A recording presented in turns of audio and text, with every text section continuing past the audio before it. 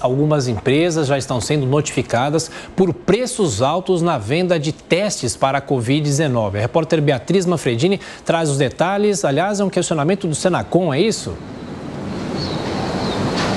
Exatamente, Tiago, um questionamento da Secretaria Nacional do Consumidor, que quer entender os motivos para esse aumento de preços nos testes de Covid agora, principalmente de dezembro para cá. O Ministério da Justiça, ele notificou 14 empresas, então, que tiveram esse aumento. Entre essas empresas, nós temos farmácias, laboratórios e também associações. Quem percebeu esse crescimento nos valores foram os órgãos fiscalizadores dos estados e municípios que passaram isso, então, para o Ministério da Justiça. Agora, a Senacom pediu esclarecimentos dessas 14 empresas e elas precisam responder algumas perguntas dentro de um prazo de 7 dias. O que a Senacom quer saber é o seguinte: qual foi a demanda média dos últimos meses, o preço médio desses testes de Covid também nos últimos meses, o motivo, então, para o aumento desse valor e também se teve alguma dificuldade para conseguir insumos para esses testes nesse meio tempo, para tentar ver se tem alguma relação com esse aumento de preço. O fato agora, então, que são 14 empresas que têm 7 dias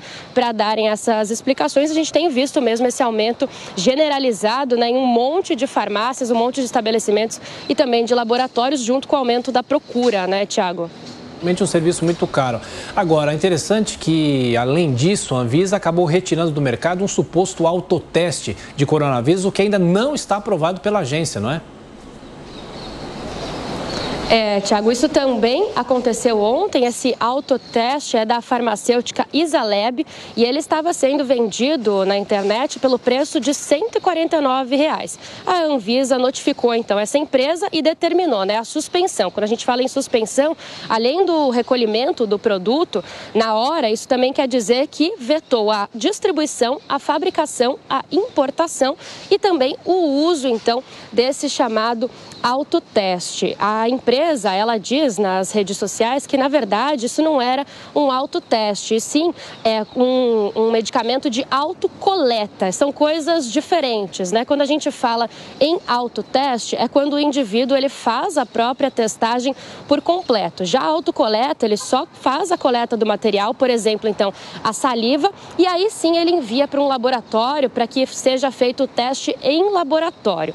O autoteste não é permitido ainda aqui no Brasil, inclusive está em discussão, por isso a Anvisa vetou, fez o recolhimento desse produto, apesar da empresa dizer que é autocoleta, mas é importante a gente dizer que a autocoleta ainda também não tem regulamentação pela Agência Nacional de Vigilância Sanitária aqui no país. Até por isso, no meio dessa polêmica, a Anvisa prometeu publicar ainda hoje uma resolução, então, regulamentando melhor os procedimentos dessa autocoleta, Tiago. E só para fechar, Beatriz, na semana passada, inclusive, a Anvisa começou a discutir o autoteste, mas ainda isso não está aprovado no Brasil. Em outros países já existe, a pessoa, inclusive, pode comprar esse autoteste numa farmácia, mas no Brasil ainda não.